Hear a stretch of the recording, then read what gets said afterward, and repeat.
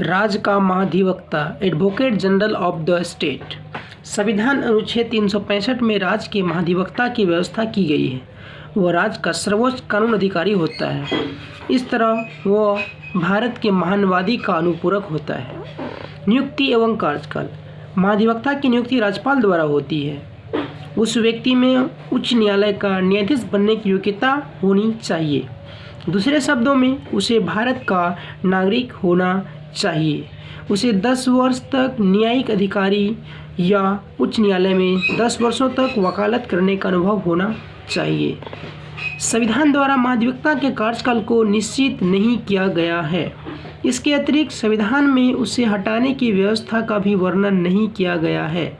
वह अपने पद पर राज्यपाल के प्रसाद पर्यंत बना रहता है। इसका तात्पर्य यह है कि उसे राज्यपाल द्वारा कभी भी हटाया जा सकता है। वह अपने पद से त्यागपत्र देकर भी कार्यमुक्त हो सकता है।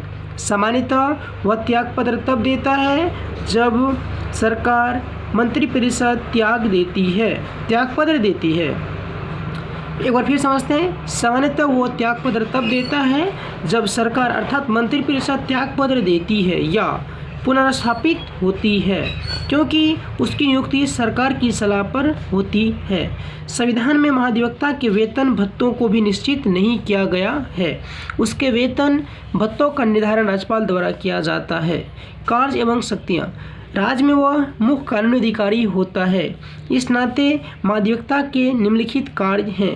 राज्य सरकार को विधि संबंधी ऐसे विषयों पर सलाह दे जो राष्ट्रपति द्वारा सौंपे गए हो। विधिक स्वरूप से ऐसे अन्य कर्तव्यों का पालन करे जो राज्यपाल द्वारा सौंपे गए हो। संविधान या किसी अन्य विधि द्वारा प्रदान किए गए कृत्यों का निर्वहन करना। एक बार फिर समझते हैं महाधिवक्ता के कार्य। राज्य सरकार को विधि संबंधी ऐसे विषयों पर सलाह दे जो राष्ट्रपति द्वारा सौंपे गए हों। विधि स्वरूप से ऐसे अन्य कर्तव्यों का पालन करें जो राज्यपाल द्वारा सौंपे गए हो। संविधान या किसी अन्य विधि द्वारा प्रदान किए गए कृत्यों का निर्वहन करना। अपने कार्य संबंधी कर्तव्यों के तहत उसे राज्य के किसी न्यायालय के समक्ष सुनवाई का अधिकार है। इसके अतिरिक्त उसे विधानमंडल के दोनों सदनों या संबंधित समिति अथवा उस सभा में जहाँ के लिए वो अधिकृत है में बिना मताधिकार के बोलने व भाग लेने का अधिकार है। उसे वे सभी विशेषाधिकार एवं भत्ते मिलते हैं जो विधानमंडल के किसी सदस्य को मिलते हैं। राज्य में महाधिवक्ता से संबंधित कुछ अनुच्छेद देखते हैं। अनुच्छेद 165 राज्य के महाधिवक्ता के बारे में चर्चा है। अनुच्छेद 177 राज्य विधायिका के सदनों तथा इसकी समितियों से जुड़े महाधिवक्ता के अधिकार। अनुच्छेद 194 महाधिवक्ता की शक्तियाँ, विशेषाधिकार तथा प्रतिरक्षा। एक बार फिर समझते हैं। अनुच्छेद 165 में चर्चा है कि प्रत्येक राज्य में एक महाधिवक्ता होगा। अनुच्छेद 177 राज्य विधायिका के सदनों तथा इसकी समितियों से जुड़े महाधिवक्ता के अधिकार। अनुच्छेद 194 महाधिवक्ता की शक्तियाँ, विशेषाधिकार और प्रतिरक्षा। अब कुछ इम्पोर्टेंट चीज़ देखते हैं संवैधानिक निकायों से संबंधित अनुच्छेद एक नज़र में। अनुच्छेद 76 भारत के महान न्यायवादी। अनुच्छेद 148 भारत के नियंत्रक एवं महालेखा परीक्षक। अनुच्छेद 165 राज्य के महाधिवक्ता।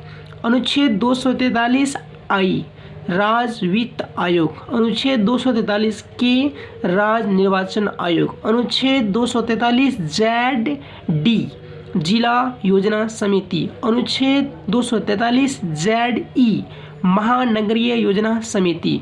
अनुच्छेद 263